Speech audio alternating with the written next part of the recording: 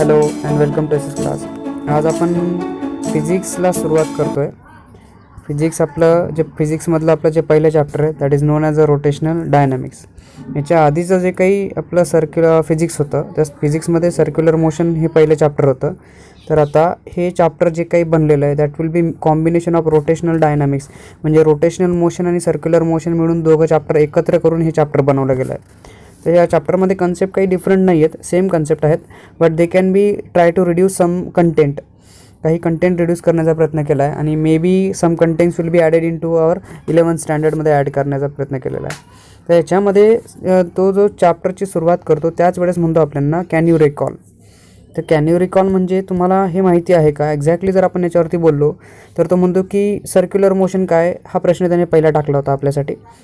तर circular motion म्हणजे काय, that is the motion of the particle along the circumference of the circle is called circular motion आहे. म्हणजे suppose मी पार्टिकलबद्दल बोलतो आहे, बॉडीबद्दल बोलत नाही आहे, ठीक आहे ना. म्हणजे सपोज की हा एक पार्टिकल आहे आणि हा पार्टिकल जर असा सर्कलमध्ये फिरत असेल, सर्कम्फरन्सच्या सर्कलमध्ये along the circular motion means the motion of the particle. आता हा पार्टिकल जर ह्या डिरेक्शनमध्ये फिरत राहील, ठीक आहे, that is along the circumference of the circle. तर अशा वेळेस दॅट इज ही काय असेल, आपली सर्क्युलर मोशन असेल. आपण लिनियर मोशन शिकलेलो आहे जी सरळ राहते, सर्क्युलर मोशन जी सर्कलमध्ये फिरेल, ठीक आहे, अँड कर्वी लिनियर मोशन म्हणजे जी कर्वमध्ये असते, ठीक आहे ना. तर अशा पद्धतीच्या मोशनमध्ये ही जी मोशन आहे आपली, this one is known as a circular motion. तर सर्क्युलर मोशन एक्झॅक्टली म्हणजे पार्टिकलवरती परफॉर्म करते. तर पार्टिकल म्हणजे कसा, तर तुम्ही जर विचार केला की तुम्ही म्हणणार की आता जो आपला सेकंड हँड मिनिट हँड तो रोटेट करतो क्लॉकमध्ये, तर अशा वेळेस सेकंड हँड मिनिट हँड जर मी पूर्ण कन्सिडर केला तर तो बॉडी कन्सिडर होऊन जाईल, बरोबर आहे. मग त्याच्यापेक्षा बेस्ट आहे की एक हा जो टिप आहे याचा, या टिपवरचा जर विचार केला तर ह्या टिपवरती जो पार्टिकल आहे, म्हणजे circular minute hand, second hand किंवा हवर हँड असेल, तर क्लॉकमधले जे हँड आहेत त्यांच्यावरचा जो पार्टिकल आहे तो काय करतो आहे, सर्क्युलर मोशन परफॉर्म करतो आहे. Otherwise if we going to discuss about, जर आपली अर्थ आहे, ठीक आहे, अर्थ आणि हा जर आपला सन असेल इथे, बरोबर, हा जर सन आहे तर सनमध्ये काय होणार आहे, सनच्या आजूबाजूला जी आपली अर्थ रिव्हॉल्व करते ही पण काय करते, एक पार्टिकलसारखं बिहेव करते फ्रेम ऑफ रेफरन्सने. तर खूप दूर आहे म्हणून आपण आपली अर्थ कशी पार्टिकलसारखी बिहेव करते, ही काय ॲक्च्युली सर्क्युलर मोशनसारखी परफॉर्म करते. ॲक्च्युली बघितलं तर इलिप्टिकल ऑर्डरमध्ये आहे ते, पण आपण याला as a circular motion perform करताना अर्थला कन्सिडर करतो, ठीक आहे ना. म्हणजे अर्थ पण काय करते, सूर्याच्या आजूबाजूला फिरताना आपल्याला दिसते. तर अशा वेळेस that is the motion will be called as a circular motion म्हणतात. तर मग जर अशी सर्क्युलर मोशन आपल्याकडे असेल तर अशा वेळेस that will be the motion will be different types of motion आहेत. मग इथली जी मोशन आपण बोलतो आहे त्याच्यामध्ये त्याने सेकंड आपल्याला म्हटलं होतं की तुम्हाला सेंटर ऑफ मास माहिती आहे का. तर ॲक्च्युली हे रोटेशनल डायनामिक्समधलं आहे, पहिलं जे होतं ते सर्क्युलर मोशनमधलं आहे. तर इथे हे कुठलं आहे, सेंटर ऑफ मास तो आपल्याला म्हणतो. ॲक्च्युली इथे सेंटर ऑफ मास म्हणण्याचं कारण काय, आपल्याला जी कन्सेप्ट माहिती असायला पाहिजे ती सेंटर ऑफ मासची असायला पाहिजे. मग बघा, the centre of mass of an object is the point, असा पॉईंट आहे सेंटर ऑफ मास, हा असा एक पॉईंट आहे at which the object can be balance. Object काय करतो, स्वतःला बॅलेन्स करतो, ठीक आहे. देन हिअर, तर अशा वेळेस जर आपण याचा विचार केला की जर कुठलाही ऑब्जेक्ट काय करतो आहे, स्वतःला बॅलेन्स जिथे करतो आहे, जसा ह्युमन बिंग स्वतःला बॅलेन्स करतो त्यावेळेस काय करतो आहे, तो एका पॉईंटवरती स्वतःला बॅलेन्स करतो. म्हणजे that will be the mass, the centre of mass is the centre of mass of an object is the point at which the object can be balance himself. मग अशा वेळेस the human being can be balance, otherwise that will बी आपलं जे wheel असतं, बरोबर आहे. तर हे जे व्हील आहे हे व्हील काय करतं, एका स्पेसिफिक ॲक्सिस भोवती म्हणजे मुवमेंट ऑफ इनर्शियासारखा बिहेव करतो. म्हणजे इथे याचं सगळं मास काय असतं, कॉन्सन्ट्रेट केलं असतं. तुम्ही जर ती डॉल बघितली असेल अशी जी असते आपली, बरोबर, ही डॉल याच्या सेंटर ऑफ मास म्हणजे इथे कुठेतरी याचं मास कॅरी फॉरवर्ड केलं असतं आणि बाकी सगळी हवा असते मध्ये, ठीक आहे. तर हे पण काय करतं, स्वतःला बॅलन्स करण्याचा प्रयत्न करतं. म्हणून अशा वेळेस आपण म्हणू शकतो त्याला that is the centre of mass of an object is the point at which the object can balance himself. Otherwise त्याने तिसरा क्वेश्चन त्याने विचारला होता की what are kinetic equation of motion. तर कायनेटिक इक्वेशन ऑफ मोशन 3 प्रकारचे basically आपण बघितले असतील. तर पहिला असतो डिस्प्लेसमेंट, वेलॉसिटी अँड टाईमलेस, ठीक आहे, time. So hair displacement velocity and टाईमसाठी जो काही कन्सिडर केला जातो, अदरवाईज दॅट विल ब ॲव्हरेज डिस्प्लेसमेंटसाठी जो येतो त्याला आपण काय म्हणतो, देअर इज अन आता हा डिस्प्लेसमेंटसाठी आपण जी कायनेटिक इक्वेशन घेतलं जायचं S is equals to U T plus 1/2 AT square, initial velocity, time, acceleration आणि हा डिस्प्लेसमेंट असायचा. दुसरा जो होता वेलॉसिटीसाठी V is equals to you plus AT और दॅट विल बी टाईमलेससाठी U square V square is equals to U square plus twice AS. ठीक आहे ना. देन ॲव्हरेज डिस्प्लेसमेंटसाठी पण आपण एक इक्वेशन यूज केलं, that will be s is equals to you plus v upon 2 into t जो apply केला जायचा. ठीक आहे ना. So here that will be a average displacement. तर असे काही कायनेटिक इक्वेशन आपल्याला इथे दिलेले आहेत. देन आफ्टर दिस तो पुढे क्वेश्चन विचारतो की do you know real and pseudo force, आणि त्याचे ओरिजिन अँड ॲप्लिकेशन आपल्याला विचारले. तर रिअल फोर्स आणि एक्झॅक्टली स्यूडो फोर्स असतो काय, तर तो आपल्याला इथे शिकायचा आहे.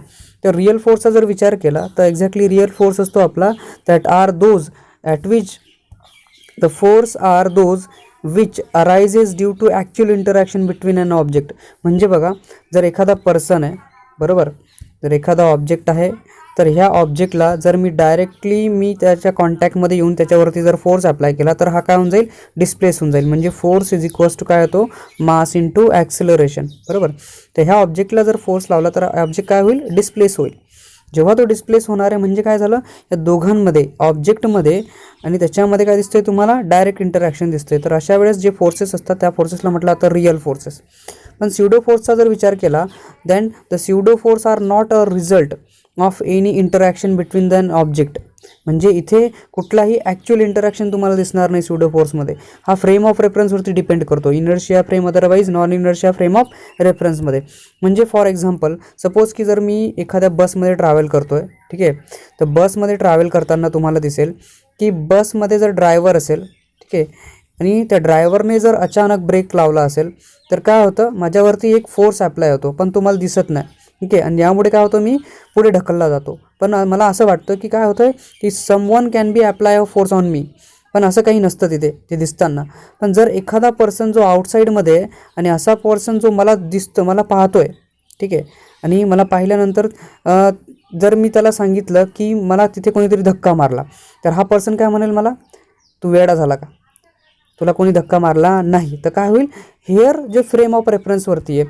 म्हणजे अशा केसमध्ये अशा कुठलाही असा एक फोर्स असतो दॅट विल बी मला दिसत नाही, म्हणून त्याला स्यूडोचा नेमका मराठीमध्ये अर्थ असतो खोटारडा. म्हणजे जो दिसत नाही, ॲक्च्युअल दिसत नाही, म्हणजे ॲक्च्युअल इंटरॅक्शन नाही आहे फोर्सचं, तरी पण तो फोर्स असतो बरोबर, त्याचं प्रेझेन्स असतं, आपल्याला दिसतं त्यावेळेस बरोबर. त्याला म्हटलं जातं स्यूडो फोर्स आणि एक असतो real force of.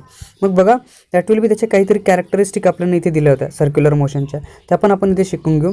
There it is an accelerated motion आहे. म्हणजे ही जी मोशन असते सर्क्युलर मोशन ती काय, ही ॲक्सेलरेटेड मोशन आहे. म्हणजे ॲक्सेलरेटेड मोशन कशी, याच्यामध्ये the constant magnitude but the change in direction असते. म्हणजे जर आता बघा इथे जर हा पार्टिकल आहे, म्हणजे हे सर्कल आहे आपलं, तर ह्या सर्कलमध्ये जर हा पॉईंट आहे म्हणजे हा ऑब्जेक्ट आहे बरोबर, म्हणजे हा पार्टिकल आहे, आणि ह्या पार्टिकलला काय करायचं आहे, रोटेट व्हायचं आहे. तर रोटेट होताना याच्यावरती एक वेलॉसिटीने जाईल, हा लिनियर वेलॉसिटीने बरोबर. जेव्हा हा लिनियर वेलॉसिटीने समोर जातो आहे तर त्यावेळेस इथे जर तुम्ही बघितलं तर हा पार्टिकल इथे होता ना बरोबर, सध्या इथे होता, तर त्याची डिरेक्शन ही आहे तुम्हाला इथे दिसते बरोबर. पण जर पार्टिकल इथे राहिला तर ह्याची डिरेक्शन जर तुम्ही बघितली तर ह्या डिरेक्शनमध्ये हा इकडे होईल बरोबर. परत जर पार्टिकल इथे असता तर याची परत डिरेक्शन चेंज झाली असते, ही इकडे आला असता हा बरोबर. परत अगेन जर पार्टिकल इथे असता तर त्याची परत डिरेक्शन चेंज झाली असती. पण जर ऑब्वियसली तुम्ही बघितलेलं असेल ना तर इथे ह्या सगळ्या केसेसमध्ये याची मॅग्निट्यूड सारखी आहे, पण जर डिरेक्शनचा विचार केला तर तो नॉर्थ साऊथ ईस्ट वेस्ट सगळीकडे फिरताना तुम्हाला दिसत असेल. म्हणजे ऑल अराउंड तुम्हाला तो फिरताना दिसतो आहे. अशा केसमध्ये जर तुम्ही ह्या मोशनला कन्सिडर केलं तर हे मोशन असते आपली that is known as an accelerated motion. म्हणजे इथे जी वेलॉसिटीची डिरेक्शन असते ती कंटिन्युअसली चेंज होताना तुम्हाला दिसेल बरोबर. इथे A position, A dash position, A double dash, A triple dash पोझिशनवरती याची जी डिरेक्शन असते ती कंटिन्युअसली चेंज होते. Then it is also known as an periodic motion म्हटलं जातं. तर पिरियडिक मोशन म्हणजे नेमकी कशी motion, that will be the motion will be repeats and equal interval of time. मग इथे बघा की जर अर्थचा आपण विचार केला तर 360 दिवसानंतर परत एक चक्कर, म्हणजे सूर्याचा चक्कर मारण्यासाठी 360 दिवस लागतात. किंवा जर तुम्ही सेकंड हँडचा विचार केला जो घड्याळीमध्ये असतो आपला बरोबर, ही आपली घड्याळ आहे, या घड्याळीमधले असणारा आपला जो सेकंड हँड आहे इथून हा, बरोबर. तर suppose that this second hand जर असेल आपल्याकडे, तर हा सेकंड हँड काय करतो आहे आपला, रोटेट होताना आपल्याला दिसतो. म्हणजे सपोज की हा असा आहे, बरोबर. तर हा फिरेल असा, आणि फिरताना परत तो इथून गेला आहे ए पोझिशनवर पासून, आणि ए पोझिशनपर्यंत परत येऊन गेला, इथून फिरून परत ए पोझिशनवरती आला. तर अशा वेळेस जो पाथ आहे त्याने काय केला आहे, सेम पाथ फॉलो केला. So at this same path you can observe that की ह्या सेम पाथमध्ये त्याला एक काहीतरी टाईम लागला, स्पेसिफिक टाईम. म्हणजे हा 60 सेकंदाचा टाईम असेल तुम्हाला जर दिसला असेल तर हा 7 सेकंदाचा टाईम काय म्हणतो तुम्हाला, that will be the motion will B repeat. म्हणजे पार्टिकलची मोशन काय होत जाते, रिपीट होत जाते. म्हणजे त्या 60 सेकंदानंतर तो काय करेल, त्या स्वतःला रिपीट करत राहील. म्हणजे त्याची मोशन काय होत जाईल, रिपीट होत राहील. Then we can say that it is a periodic motion म्हटलं जातं. याला काय म्हटलं जातं, पिरियडिक मोशन. मग फॉर एक्झाम्पल आपले घड्याळीचे काटे पण बघून घ्या, तर काय होतं, हे पिरियडिक मोशन असते. म्हणजे सर्क्युलर मोशन काय, पिरियडिक मोशन आहे, which will be repeats in equal interval of time. आणि आफ्टर दिस कायनॅमॅटिक्स दिलेले सर्क्युलर मोशनचे काही. तर असे कायनॅमॅटिक्स जर आपण ऑब्झर्व केले, that will be angular displacement तुम्हाला माहिती असेल, बरोबर. तर अँग्युलर डिस्प्लेसमेंट म्हणतो की that will be angle trace by an radius vector in a given time interval. ठीक आहे ना. अरे काय अँगल ट्रेस करतोय कोण, रेडियस वेक्टर अँगल ट्रेस करतोय at the centre of the circular path is called an angular displacement. मग बघा, सपोज दॅट की माझ्याकडे एक पार्टिकल आहे. आपण जसं म्हणतोय ना की पार्टिकल सर्क्युलर मोशनमध्ये फिरतोय, असं पार्टिकलची जर सर्क्युलर मोशन असेल तर काय असेल बरं, त्यावेळेस दॅट विल बी हा सर्कल आहे आणि हा आपला पार्टिकल आहे, सर्क्युलर मोशन परफॉर्म करणार आहे, बरोबर. तर हा म्हणतोय की angle trace by the radius vector ना. तर रेडियस वेक्टर कुठून असेल, जर सेंटर पॉईंटपासून, ठीक आहे, सेंटर पॉईंटपासून जर मी एक लाईन ड्रॉ करतो, बरोबर, पार्टिकलची पोझिशनपर्यंत. म्हणजे पार्टिकलची पोझिशन ही आहे, ठीक आहे. तर ही झाली सेंटर पॉईंटपासून ते पार्टिकलपर्यंत जी पोझिशन, जी लाईन ड्रॉ केली गेली, तिला म्हटलं आता रेडियस वेक्टर. आणि ही रेडियस वेक्टर म्हणजे आता जर हा पार्टिकल ए पासून जर बी पर्यंत आला, बरोबर, तर हा रेडियस वेक्टर आपल्याला असा दिसेल इथे आता या पद्धतीने.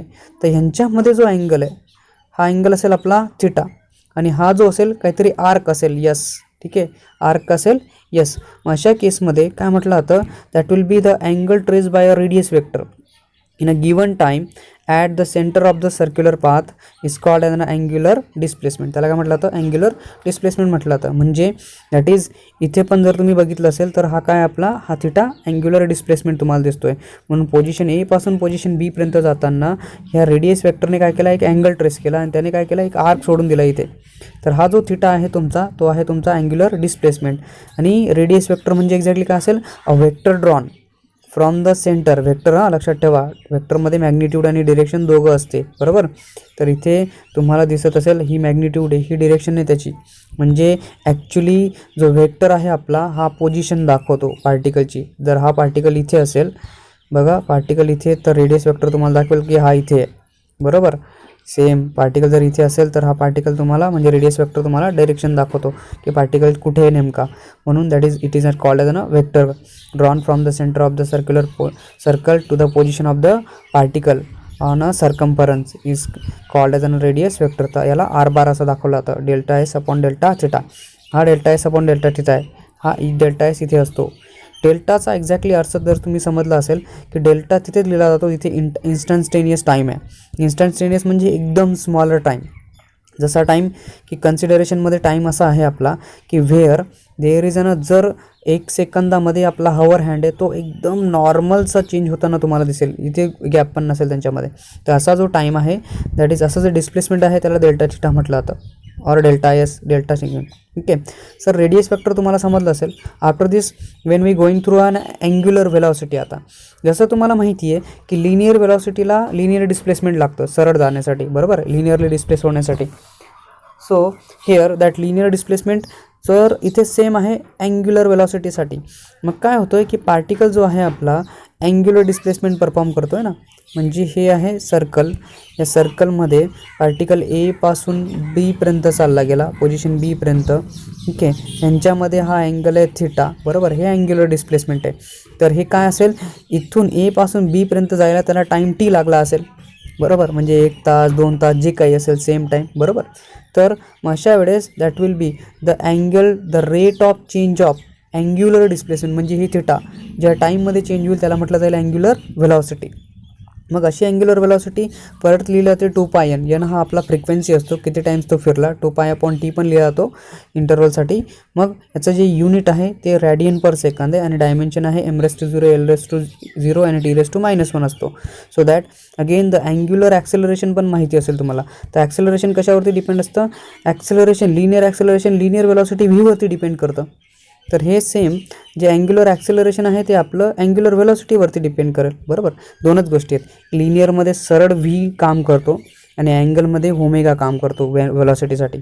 आणि जसा लिनियरमध्ये ॲक्सेलरेशन ए काम करतं तसं अँगलमध्ये ॲक्सेलरेशन अल्फा काम करतो. बरोबर, तर इथे अँग्युलर ॲक्सेलरेशन जे तुम्हाला दिसतं आहे this one will be the rate of change of angular velocity with respect to time.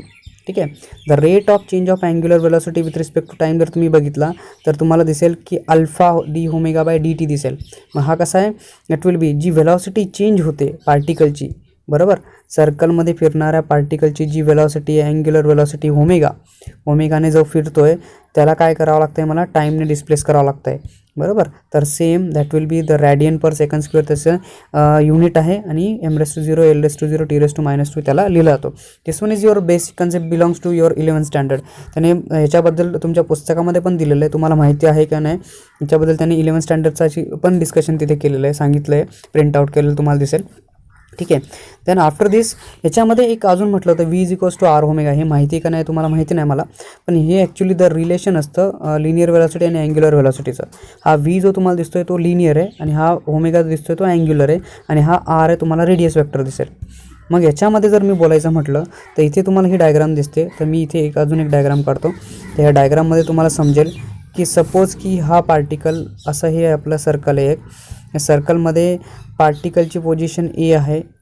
बरोबर, आणि नंतर पार्टिकल बी वरती जाणार आहे. ह्यांच्यामध्ये जे डिस्प्लेसमेंट होईल ते डेल्टा थिटा होणार आहे. म्हणजे हे डेल्टा थिटा कुठलं, एका सेकंदामध्ये आपला हवर हँड डिस्प्लेस होणार आहे. माहिती तुम्हाला किती डिस्प्लेस होईल, तो एकदम छोटासा. बरोबर, त्याला म्हटलं जातं डेल्टा. तर अशा केसमध्ये हा जो डेल्टा थिटा डिस्प्लेस होताना तुम्हाला दिसेल hair is a very smaller displacement that will be a delta theta displacement आहे. बरोबर, मग सेम केस आहे आणि ह्याच्यामध्ये हा आर्क असेल डेल्टा एस. तर आर्क म्हणजे जर तुम्ही असा एवढा स्मॉलर डिस्प्लेसमेंटचा विचार करताय तर ऑब्वियसली तुम्हाला दिसेल की ह्याच्यामध्ये तर डिस्प्लेसमेंट पण होताना नाही दिसेल, तर हा लिनियर जाईल तुम्हाला दिसताना. बरोबर, अप्रॉक्सिमेटली लिनियर दिसेल, सरळ. बरोबर, इथे जे असेल हे सरळ दिसेल. हे काढताना तुम्हाला का दाखवलं गेलं, कारण ते समजायला पाहिजे. ठीक आहे, बरोबर, दिसायला पाहिजे याच्यामध्ये डिस्प्लेसमेंट आहे असं. बरोबर, देन सो हेअर, तर अशा केसमध्ये जर याचा विचार केला आपण तर इथे तुम्हाला ही डायग्राम दिसते, ऑब्झर्व करा याच्यामधलं.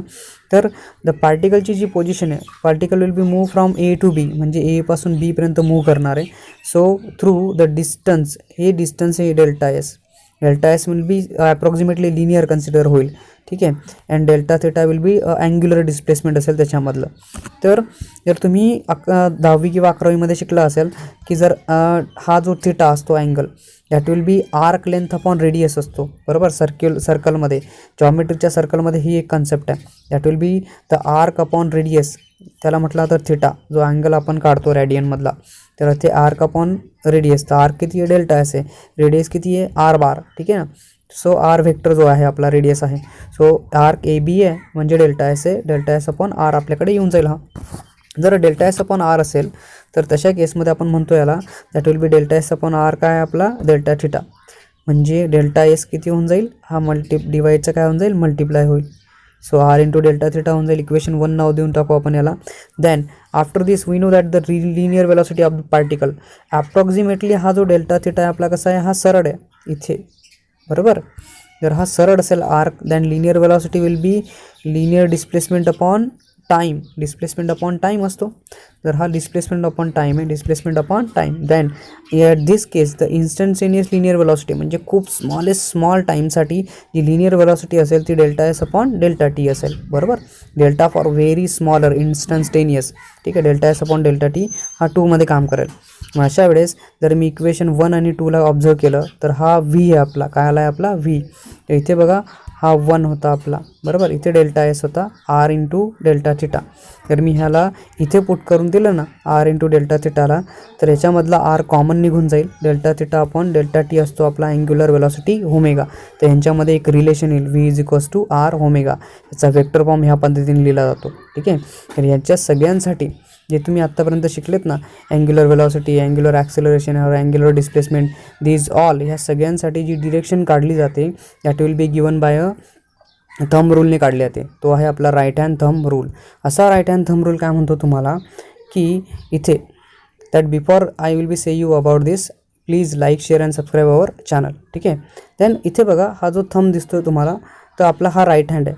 तर राईट हँडमध्ये जर हा ॲक्सिस आहे, ठीक आहे, हा ॲक्सिस ऑफ रोटेशन म्हणजे त्याच्यामध्ये हा फिरताना तुम्हाला दिसेल असा. ठीक आहे. देन तर imagine the axis of rotation will be held in your right hand. ठीक आहे ना. जर आपल्या राईट हँडमध्ये जर ॲक्सिस ऑफ रोटेशन, हा ॲक्सिस ऑफ रोटेशन आहे तो कुठे आपल्या राईट हँडमध्ये, and with the curled fingers around it. तर याच्या अराउंडमध्ये काय आहेत, फिंगर्स आपण कट करून ठेवले आहेत जे दिसत आहेत तुम्हाला इथे, बरोबर. Then thumb will be stretch. तर हा थंब तुम्हाला आउट स्ट्रेच दिसेल याच्यासोबतला. And if the curled finger, बरोबर आहे, if the curled finger gives the direction of motion. हे काय दाखवत आहेत, मोशनची डिरेक्शन दाखवत आहेत, बरोबर. पार्टिकलची मोशनची डिरेक्शन दाखवत आहेत. The direction of motion of the पार्टिकलची मोशन दाखवत आहेत, म्हणजे पार्टिकल असा फिरतो आहे, बरोबर. पार्टिकल कसा आहे, जर तुम्ही इथे ऑब्झर्व केलं तर इथे दिसेल हेअर इज अन दिस. तर पार्टिकल तुम्हाला असा फिरताना दिसेल, बरोबर. तर हा ॲक्सिस ऑफ रोटेशन आहे असा. So hair than particle circular motion of them. So that, तर आता ह्या केसमधलं जर याला आपण परत ऑब्झर्व केलं तर हा ॲक्सिस ऑफ रोटेशन असा आहे आपला, सर्क्युलर मोशनमधला. This one is that, this one is axis of rotation is our. Then the perform the circular motion, finger particle perform circular motion. Then the direction of outstretched thumb gives the direction of angular displacement, velocity and acceleration. मग जर मोशनची direction तुमच्याकडे असेल ही, तर ही काय दाखवते तुम्हाला की displacement कुठल्या डिरेक्शनमध्ये चाललं आहे, वेलॉसिटी कुठल्या डिरेक्शनमध्ये आणि ॲक्सेलरेशन कुठल्या डिरेक्शनमध्ये. तर ऑब्वियसली जर तुम्ही विचार केला का मग हे बाहेर जातं का, असं काही होत नाही. Actually this one is only says you that की अँटी क्लॉकवाईज फिरतं आहे का क्लॉकवाईज फिरतं आहे हेच तुम्हाला दाखवेल. म्हणजे डिस्प्लेसमेंट अँटी क्लॉकवाईज आहे किंवा क्लॉकवाईज आहे, वेलॉसिटी अँटी क्लॉकवाईज आहे किंवा ॲक्सेलरेशन क्लॉकवाईज आहे, अँटी क्लॉकवाईज आहे, हे तुम्हाला ह्याने समजून जातं. म्हणजे प्रत्येक गोष्ट जर तुम्ही इथून समजून घ्यायची असेल तर ती तुम्हाला ह्या पद्धतीने समजेल.